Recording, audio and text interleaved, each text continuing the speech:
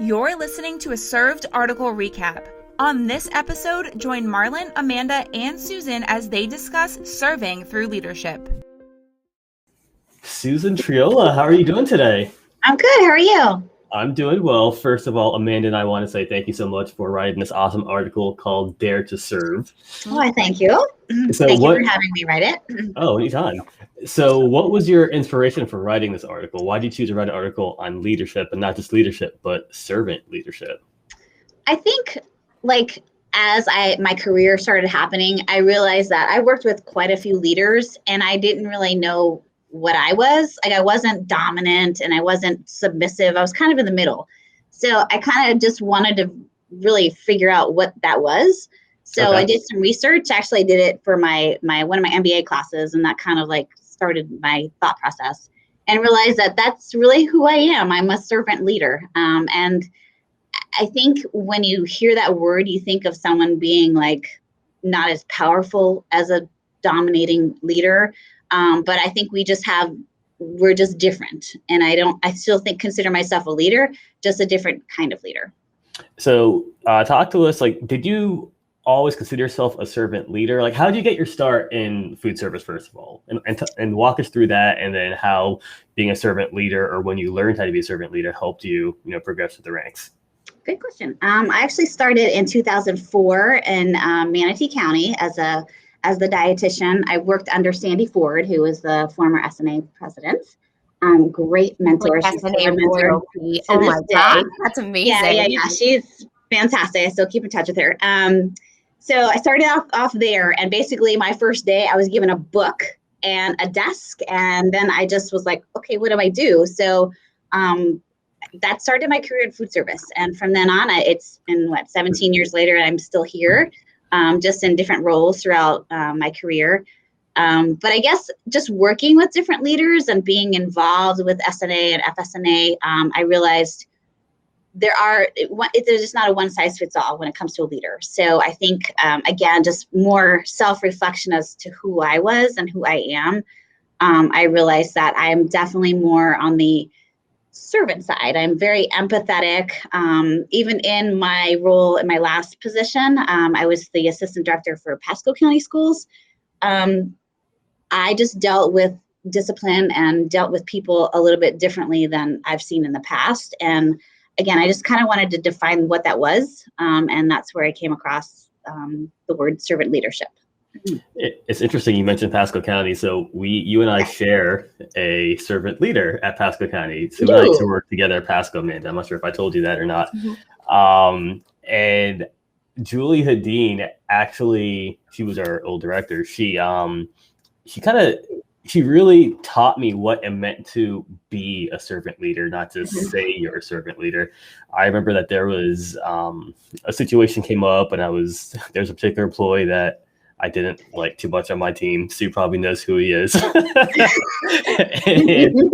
he made an oopsie, right?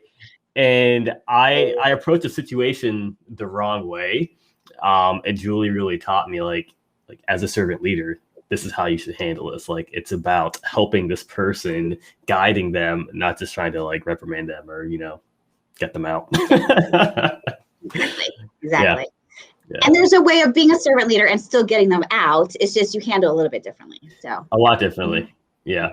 And you're right. In the article you mentioned, servant leader sounded like an oxymoron, and it really is. I mean, the old school mentality. I'm sure a lot of people that were leaders didn't want to or consider themselves servants, right? Yeah. Absolutely. Absolutely. It's almost like the difference between learning right now in a classroom, it being teacher centric in the past, and now it being student centric, so it's that shift in mindset. And what I love in your article, Sue, is when you're talking about going into the dish room and doing dishes, Mm-hmm. I almost think it's about leading intentionally and seeing where am I needed versus what do I need to do? Because there are times when we are needed in the dish room, or when we need to serve literally our students. Exactly. Instead of just leading the service team, right? Agreed. 100% agreed. Yes. Yeah. And I think working in the dish pit, I think, or whatever role I was in. I mean, I would go in and some people didn't know me and I was the assistant director, and I would just work alongside them and just be one of the people, and I think I gained a little bit more respect that way because I was willing to wrap burgers and do the dishes and whatever needed to happen. So I think there's a different approach than just going in and like, I'm the leader and I'm the director or whatever. I think it just depends on your personality. Some people that works for them. For me, it didn't work. I just felt like being among the people I got to know them. It's amazing what they start talking to you about when you're in those kind of situations. So I agree. I think for me, that's just who I am. See, I can't, it's so difficult for me because I ask too many questions and they hate it when they see me when they call and say, I need some help and we're strapped and I show up, they're like, oh no, she's here. Well, they all know me. So I come in and I say, well, why do you do it this way? Or, because I am always analytically thinking about efficiency. I am always analytically thinking about, is that the best way to do something? So I ask questions and I do listen, which is a part of your servant leadership. But they always know that there's a reason I'm asking the question. So it's a little bit more difficult for me to be incognito, but I'm trying to serve them. I think incognito and Amanda don't go together. They don't see it. I think it's just a combination of that servant leadership and that kind of authoritative leadership. And yeah. I think it's okay for people to toggle back and forth and to have aspects of both. It's like one of those personality tests, I think, that, you lean into this type, but you also have characteristics of this, right? Yes. Oh, absolutely. Yeah, totally. And depending on the situation, like you said, too, I mean, I would be the same way. Trust me, I was soaking it all in and being like, why are they doing that? And how come they're taking so long to do that? But then I would just talk to the manager afterwards. I mean, trust me, that was happening, but I just didn't make it known. So yeah. So you're more subtle than I. So speaking of characteristics, you gave us 10 different characteristics of being a servant leader, and I'm just going to go through them real quick, and I want you guys both to tell me which are your favorites. Okay. All right. So we have listening, we have empathy, we have healing, awareness, persuasion, conceptualization. Had a hard time saying that one. Foresight, stewardship, commitment to growth of people, and lastly, building community. So which one of those stand out to you most, Sue? Me first? Yeah. Ooh, I picked, I forget, so I had to write it down. Actually, you wrote the article. I wrote perception and empathy. I think both. I think just the first time I had to talk to someone and discipline them, I started crying. And it was not like, here I am trying to discipline them. And I was just becoming a little too sympathetic. So then I was like, okay, you need to be more empathetic. So I kind of quickly realized the difference between that. So I think write that down. That was so smart. That was so smart. Write that down. Marlon knows. I mean, I was called the Terminator. I mean, that was my job in Pasco, was to discipline people and work through that process. So that's not fun and that's not easy. So it's not really a personality either, because I mean, you're a lover, not a Terminator. Exactly. See, I'm very empathetic. So that's why I think I tend to be that person. I mean, I've let people go and they were thanking me sometimes. So I mean, I just have to talk. I just talk to them different, and then perception. I think kind of like what Amanda was saying, is just being aware of everything is really important. You definitely have to kind of see what everybody's doing and see what's happening in the kitchen. I think we become, especially our managers, become these little boxes sometimes, and they don't always see big picture because they're just in their moment, in their day, blah, blah, blah, blah, blah. But when you come in as an outsider, you just see so much more. And I would literally take people's hand and be like, come here for a second, what do you see? Like, do you see what I see? You know, and sometimes they just need that, need someone to kind of show them that. So I think that's important. All right, Amanda, your turn. You're up. Do I need to go through them again? No, I got this. I'm gonna go with persuasion, and I'm attracted to that one because what? Did you think I was gonna pick that one? No, I was gonna say persuasion because all right, so let's be real. Like between you and I, Amanda is like the brains of the operation, right? She's a thinker, she's a planner, she's super analytical. Like me, like I'm just living out in the clouds. Whiteboards. I get this. I get crazy ideas. I go to Amanda and I ask if she thinks it'll work or not. A lot of times she says yes, but sometimes she says no. Sometimes she has to sit on it, right?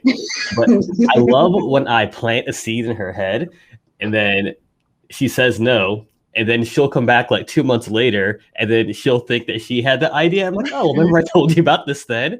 I was persuasive. You were persuasive, yes.